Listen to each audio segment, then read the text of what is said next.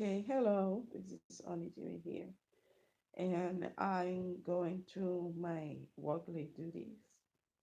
But let me tell you about what happened last weekend. I went to CreepyCon, which is in Knoxville, Tennessee, and I was having fun. I drove 3 hours from and 3 hours back, and then another 20 some minutes to get to a parking space. So it was the 20 minutes was very, I don't know, chaotic to say at least. So I found the parking. I walked. It wasn't that far, and I did my photo shoots there. There were tons of sellers, and also there were a fashion show about, it was like a porch themed fashion show. It was wild. It was really wild. And after that, I stayed there for a little bit. I met the guy from The Walking Dead season 4. He is Puerto Rican, awesomely, and he's from Fajardo, which is on the East Coast. And he was awesome. He was very polite and very cheery, even though everybody were like, you know. And there were also fortune tellers and tarot readers and a flying circus and all that oddities and stuff that come up with horror, and also a zombie car that looked like Mad Max, and Christine, the car from sorry, I have to look where there because Mexican, I don't I don't look at the camera that much. And Christine, the official car of that movie, Christine from Stephen King. And after that, um, I went downtown. It wasn't that far. And I went to a Mexican restaurant. That Mexican restaurant sucked. The food was terrible. Thank God I didn't get food poisoning. So after that, I did another photo shoot of, the architecture of downtown, the World's Fair, and everything around it. And then I was heading home.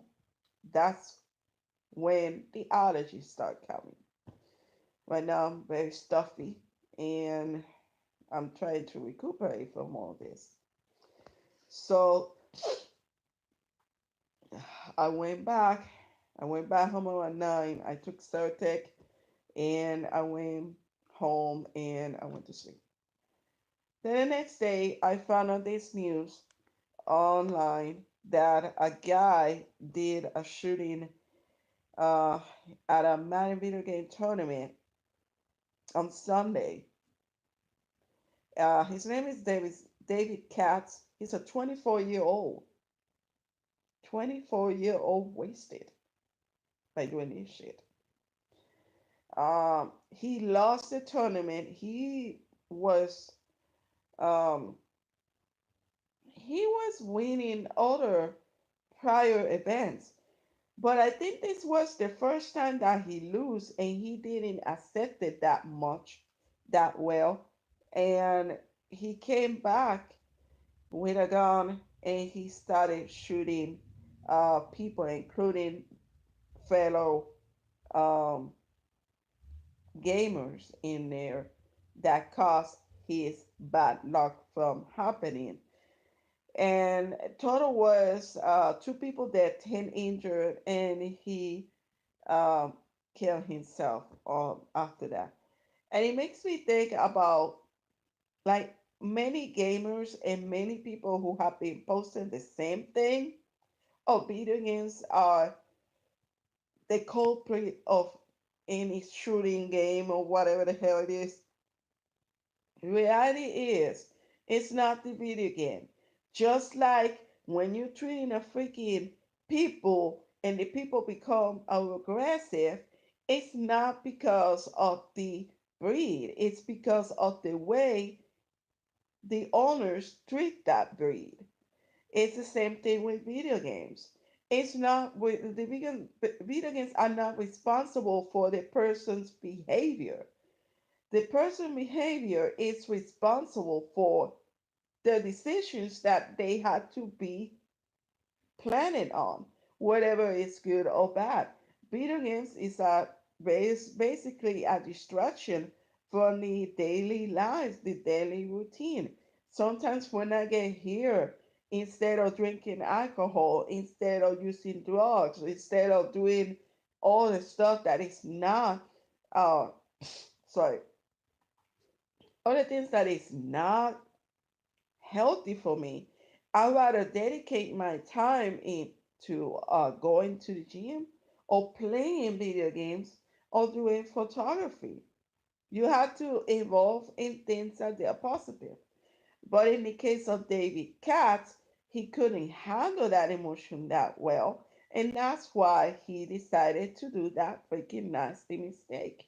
And now the politicians, and now the people who are anti gun, and now the people who are um, anti video games that came out like a dead carcass on the road, trying to chew everything that is in there, blaming video games for that disaster. Blame the same thing happened with the shooting in Florida in the high school. The same thing with the Columbine. The same thing with you know what, the YouTube event where this lonely woman went there and shoot people too, and she killed herself. Are they going to blame video games on her? No. Are they going to blame video games on him? No, that's not the case. I mean, the thing is, video games shouldn't be the blame for every freaking shooting that comes around in this country. Yes, we need gun control. Yes, we need that. We need also psychological help free of charge. Why? Because we are overworked. We are also not dealing with the emotions correctly, not dealing with the bad aftermath. Yes, he lost, I think he lost 25 to the $50 in this tournament. Yes, I mean, that's a lot of money. But that doesn't mean that he had to use a freaking gun and start shooting people like that.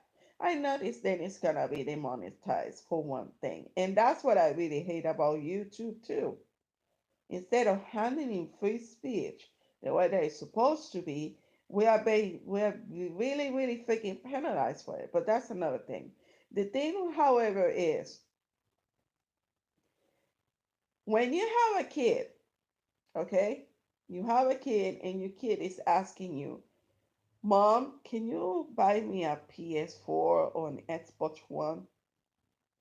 And most titles from those two consoles are mostly mature and for mature. Will you allow your kid to get those consoles? Or would you allow him to buy an alternative? Like you can get a Nintendo Switch. They have more positive games than those two consoles, even though they're trying to put more mainstream titles on the Switch. And but the thing is, the parents have the decision whether they could buy the console or not. They could say, "I'm sorry." Learn to say no to the kid, so they could know in the meantime that it's not their age, it's not their time to get the video game, but they are so freaking spoiled brat that they are going to buy those systems. Sorry that I worry my nose so much, but it's just the damn allergies that's going around, and I'm getting away from it.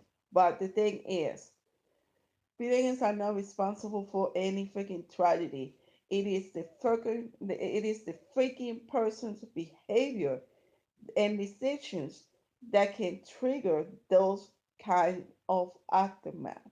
He could say, "Hey, I lost that much money.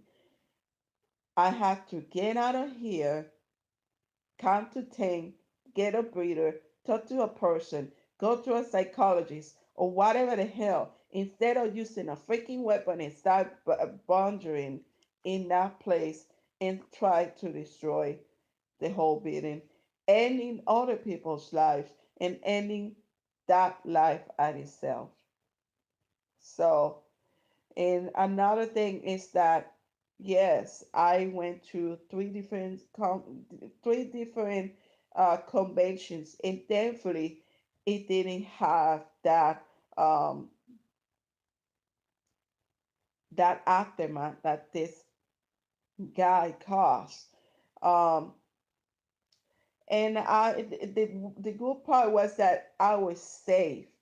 I was feeling safe. When I went to that convention, they were checking people's bags in order to check if they have any weapons or knives or anything contraband that can jeopardize the fun of everybody in the premises.